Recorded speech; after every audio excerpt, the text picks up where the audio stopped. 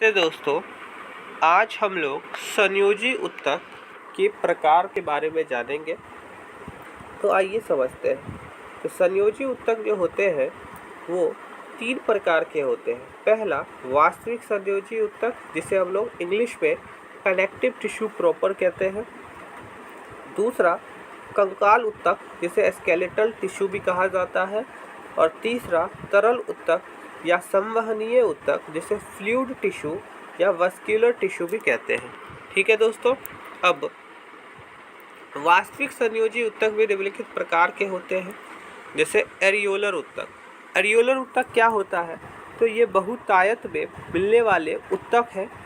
इस उत्तक के आधार द्रव्य या मैट्रिक्स में कई प्रकार की कोशिकाएं पाई जाती है तथा 2 प्रकार के तंतु पाए जाते हैं, श्वेत एवं पीला। ठीक है दोस्तों।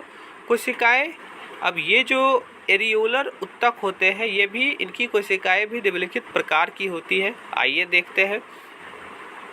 जैसे पहला है फाइब्रोब्लास्ट। फाइब्रोब्लास्ट कैसी होती है?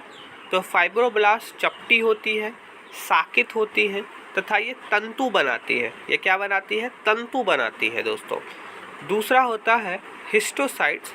हिस्टोसाइट्स जो होती है वो अनियमित आकार की केंद्रक युक्त होती है।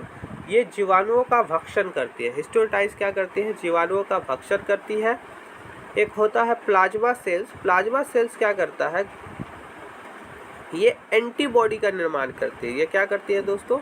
एंटीबॉडी का निर्माण करती है। ये आकार में गोलाकार या अंडाकार हो सकती है। ठीक है दोस्तों। एक और है जिसे हम लोग मास्ट कोशिकाएं कहते हैं।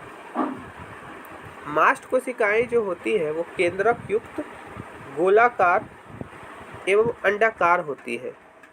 ये रुधिर वाहिकाओं को फैलाने के लिए क्या करती है दोस्तों? हिस्टामिन नामक प्रोटीन, ठीक है दोस्तों, रुधिर के एंटियो को एंगुलेट के लिए हिपरेन तथा रुधिर वाहिनियों को सिकुड़ने के लिए सेरोटोनिन नामक प्रोटीन स्रावित करती है। अब एरियोलर के क्या काम है दोस्तों? तो यह त्वचा एवं मांसपेशियों अथवा 2 मांसपेशियों को जोड़ने का काम करते हैं। बहुत इंपॉर्टेंट है। एरियोलर उत्तक के कार्य का कौन कौन से है? तो एरियोलर उत्तक क्या करता है?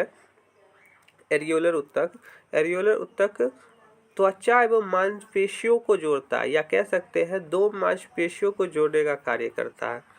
ऑब्जेक्टिव में कभी ऐसा क्वेश्चन पूछ सकता है कि कौन सा उत्तक है जो मांसपेशी को मांसपेशी से जोड़ने का काम करता है या त्वचा से मांसपेशी को जोड़ने का काम करता है? तो एरियोलर उत्तक।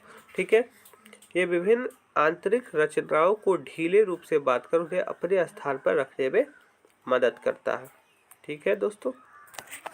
तो ये एरियोलर उत्तक के प्रकार थे और उनके कार्य थे कुछ जो बहुत इंपॉर्टेंट है दोस्तों।